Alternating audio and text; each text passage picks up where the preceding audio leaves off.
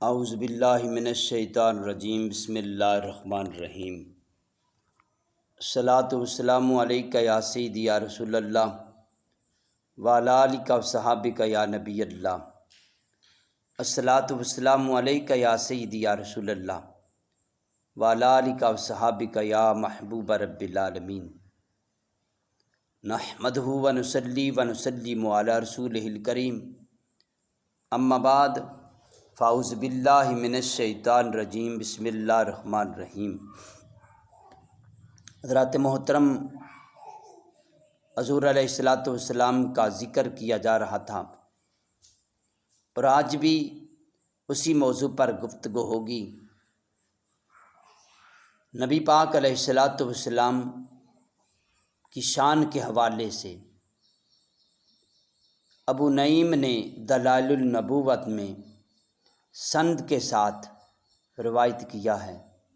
حضرت ابن عباس رضی اللہ تعالیٰ عنہ سے کہ نبی پاک علیہ الصلاۃ والسلام نے فرمایا کہ اللہ تعالیٰ نے ہمیشہ مجھے پاک پشتوں سے پاک رحموں میں منتقل فرمایا، ہر علاشوں سے پاک کر کے، ہر آلودگی سے پاک صاف کر کے، جہاں کہیں سے دو شاخیں پھونٹتی وہاں اللہ تعالیٰ مجھے اس شاخ میں منتقل کیا جو ان دونوں میں سے بہتر تھی۔ اب اسی بکار یہ بات اس حدیث سے روشن ہے، پتہ چل رہا ہے کہ آقا علیہ الصلاۃ والسلام کی شان یہ ہے کہ حضور علیہ الصلاۃ والسلام کو پاک پشتوں سے پاک رحموں میں منتقل کیا گیا۔ اور دوسری روایت حضرت امام ترمذی بیان کرتے ہیں اور امام بہقی نے بھی روایت کیا ہے، حضرت ابن عباس رضی اللہ تعالیٰ عنہما اس حدیث کے راوی ہیں۔ ارشاد فرماتے ہیں کہ اللہ تعالیٰ نے جب مجھے، آقا علیہ الصلاۃ والسلام نے فرمایا، اللہ تعالیٰ نے جب مجھے پیدا فرمایا تو مجھے بہترین مخلوق سے پیدا کیا، اور پھر قبائل کو پیدا فرمایا تو مجھے سب سے بہترین قبیلے میں کیا، اور پھر جب نفوس کو پیدا کیا تو مجھے سب سے بہترین نفوس قدسیہ سے پیدا کیا، اور جب خاندان کو پیدا کیا تو بہترین خاندان میں رکھا، بس ان میں سب سے زیادہ خاندان نسب کے لحاظ سے بہترین اعلیٰ خاندان آقا علیہ الصلاۃ والسلام کا خاندان ہے۔ اب آپ ذکر جب قبائل کی بات آتی ہے تو ان قبیلوں میں جو بہترین قبیلہ، اس میں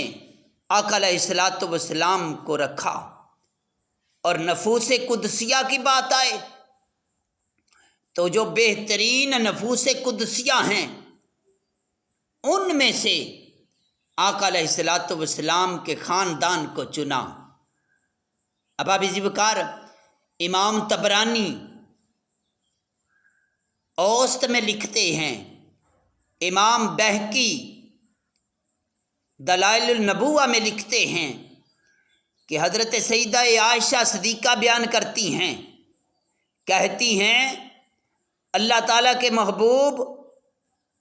طالب مطلوب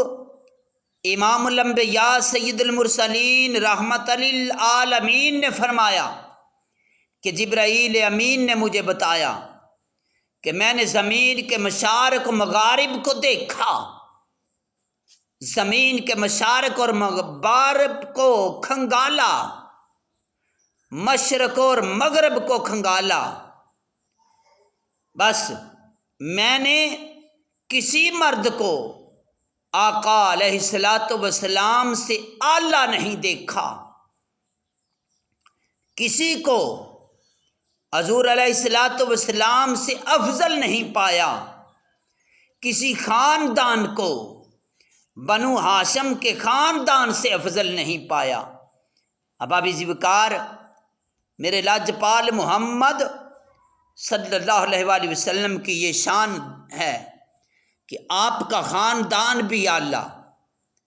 آپ کا نسب بھی اعلیٰ، آپ کا پوری روح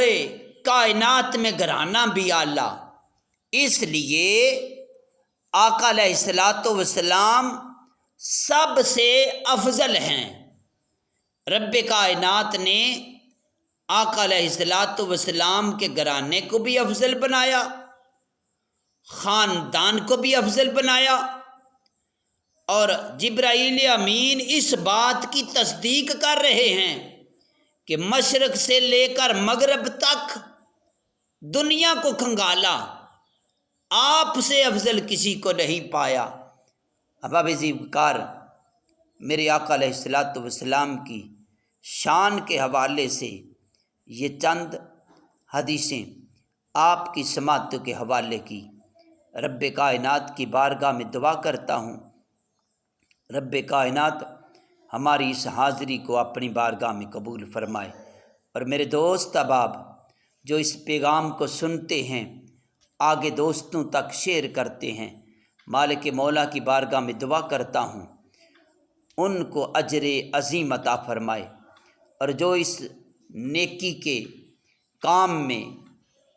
گامزن ہیں، کوشاں ہیں، رب کائنات ان کی کوششوں کو اپنی بارگاہ میں قبول فرمائے۔ رب کائنات کی بارگاہ میں دعا ہے، اللہ تعالیٰ جتنے بھی سبسکرائبر ہیں،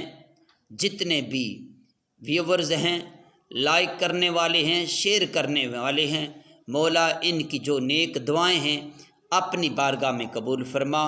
ان کو اجر عظیم عطا فرما۔